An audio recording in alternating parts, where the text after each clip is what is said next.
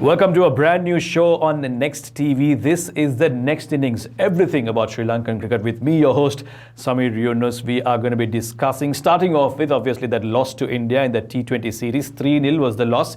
Become used to losses now. However, as we always do, we look for positives in every series, hoping that the next time we get onto the field in the next innings, as this show says, we get better and better as we're building up to that T20 World Cup in October. And of course, there's a lot of cricket coming up in this year, 2022 for Sri Lanka. Lots of home tours, lots of away tours. So we've got a lot of things to talk about, a lot of things to discuss. Sri Lanka obviously being known for its cricket, and everybody loves the game, and that's why it doesn't matter how good or bad the performances are, there's always something to talk about when it comes to cricket. To do that with me, of course, for the first time on this show, joining me is former Sri Lanka under-19 Haroon Mowjood, who's also a cricket commentator. How have you been, Haroon? All good? Fine, thank you. What about you, Samir? Very good, very good. Welcome to this brand new show. I know we've spoken before, obviously. Yes. But here, new program, Next Innings. The last time we spoke about the India series, we thought it might be a 2-1 because of all the positives we got from Australia.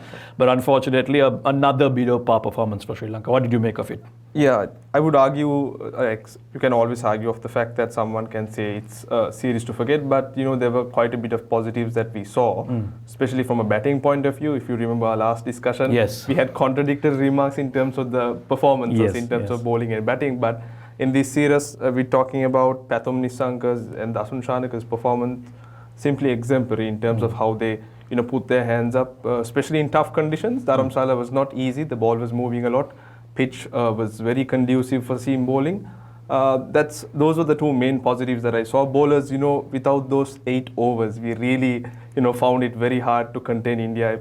The 8 I'm talking about is Wanindus and Theekshanas. Those 8 overs could have really helped the team to kind of put the brakes in those round scoring. So I think that's where we really missed out. Fielding surprisingly was below par, but I think we saw the same with the Indian team as well. They too struggled in those conditions. All in all, yes, you can say that it's a series to forget, but like we've always done in the past, positives, taking the positives from the tour. Always talking about positives. You mentioned the fact that fielding had been below par, and that the main positive was obviously Pathum Nissanka and Dasun Shanaka getting among the runs. Dasun Shanaka especially, because there were question marks being asked about his inclusion in the team. Is he just there being a captain, or does he even contribute with a batter? Now I think he silenced his critics quite well.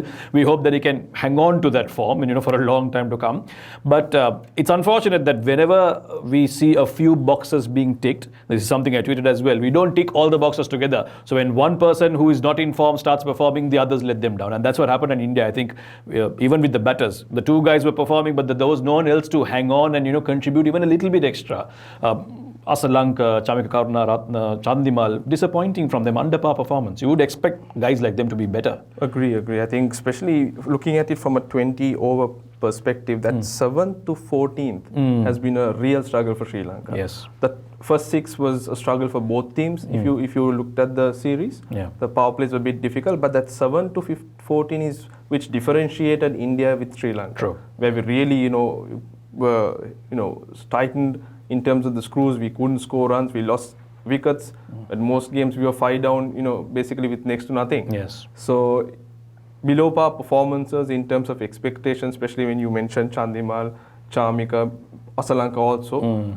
So, yeah, sad situation. It's just that, like you said, we haven't gelled as a team if you can take all the facets in the game, batting, bowling and fielding. I think once that comes in is when you will see consistent victories. But till then, we'll just have to be taking the positives as in when it comes. But it's a good team, Samir. It's not to say that this team is bad. We are competing. Exactly. We used to get rolled over last year and before that, but at least now we are competing. Yeah, I think the critical thing here is about building that bench strength. You see how India can just bring player after player and still put out dominant performances. Yeah, this Shreyas Iyer, who was racking up runs against us, doesn't find a place in the team sometimes. Absolutely. So you see how important it is to have that bench strength. Yes, we have a Super 11. That crack 11 is there. But what happens now? We really saw it from a bowling point of view. Yes. No Wanindu, no Theekshana. The impact was really severe. So likewise, it's very important that we start building on that phase. Yes, the current crop is very good, but it has to be a sustainable growth in terms of performance. Now let's hope we find decent replacements in case of injuries, and like he said, COVID-19 and whatnot these days. So you always need to have that bench strength in order to be able to field a very competing 11 every time you go out. We've been playing a lot of T20 cricket recently. I mean, I can't remember the last time we played a test match. It's been so long, but the good news is the longest format, the purest format is coming back, Haroon. I'm sure you are one of the advocates of the longer format of the game. In Mohali, Sri Lanka take on a very, very difficult opposition because playing India in India is always tough, whatever the format, but test is the true test. And honestly speaking, at least from what I see, I think for Sri Lanka, test format has been the most consistent. We've been doing decently well over there. We've got guys like Dimuth who are among the top run scorers, among the best batsmen in the world right now. Lahiru Thirumanne is in good form. And the squad has been announced. There are a few question marks as to who will bat where. But just an overview at the squad, do you think we've got what it takes to give India a tough time? Yes, I think if you ask me about the best red ball players that we have, I think majority of them are in this squad. All right. And it's a very well compiled, like you said. In terms of positioning, in terms of where batsmen are going to bat is going to be a bit of a challenge because most of them are top heavy, who have in their domestic sides played in the top 4. So with how they would kind of find a place at number 6, 7, 8 is going to be very interesting to see. Just one disappointment in not seeing Roshan Silva in that particular squad, one of the best red ball players. And he's been racking up the runs in the domestic cricket. Exactly. And of cricketer, I would say pretty much unfortunate to be born in this country because amidst all the runs he has got, he's just not been able to find a consistent. Yeah, and the last time I remember, if I remember well, when we played India, he was among the runs and he was someone who rescued us. But I think at least a couple of years ago, I was in Delhi when he played a really good knock and saved us a test match. Anyway, what's gone is gone. This is a squad that's out there. Let's talk about the positions now that you were saying that we don't know where and what will happen, because now we have a dilemma at the top. We've got Lahiru Thirumanne, who's back after his personal break that he took, but we also have the young Pathum Nissanka, who is in good form these days. So Dimuth Karunaratne, obviously open choice, being the captain. Who are you going to bat him with? Is it going to be the young Pathum or the more senior statesman Lahiru Thirumanne? Or do you have space for both of them in the team? I would have space for both of them, but in terms of batting lineup, considering the match, involvement and the game time that they have had, irrespective of the form, I would go with Dimuth and Pathum to open the innings, with Thirumanne to be batting at number 3. Right. So then, the rest would continue. I'm assuming that Chandimal will find a place in this squad.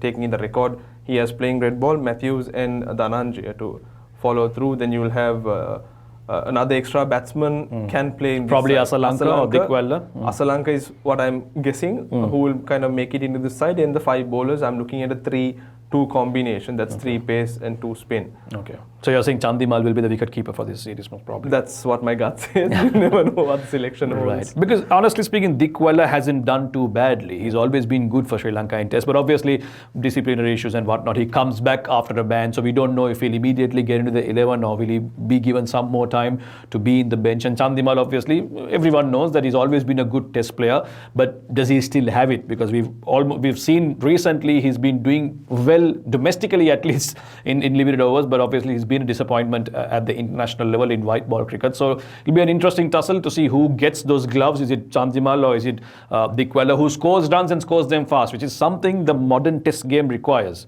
You talked about the 5 bowlers. How's your combination? Your 2 fast bowlers, Surangal Akmal, and who else?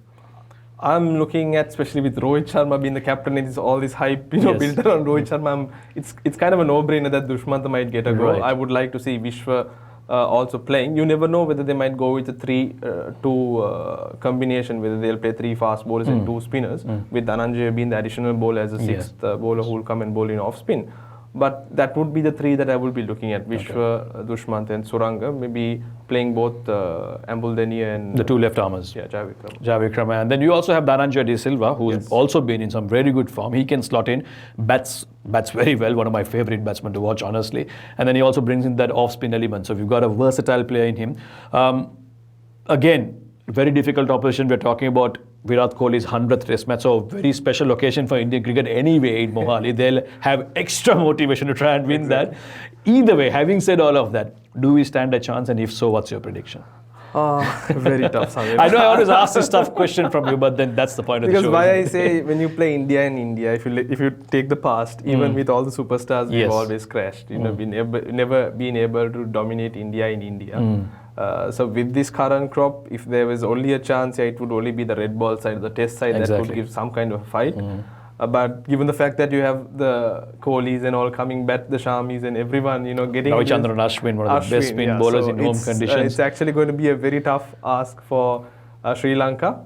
If they bat well, I believe maybe a 1-0, maybe one game going draw, but otherwise it's going to be a very, very tough series for Sri Lanka. Very pessimistic Haroon Mowjood here telling us that we might lose 1-0 and not 2-0. Right, we hope that Sri Lanka does do well in the test format at least, because as we said, India has extra motivation to try and win it, and their bowlers have been doing very well, not just at home but even in away conditions foreign to them. You get guys like Mohammad Siraj, Mohammad Shami, and then you have Bumrah, all superstar bowlers. So it will be a real challenge for the Sri Lankan batters. Can they live up to it is what we are very to find out. The first test starts on Friday in Mohali. Remember, it's Virat Kohli's 100th test. I can't keep saying it more because Virat Kohli, as we know, is an absolute superstar batter for India. He's been just amazing for them, and it will be a very great occasion for Indian cricket.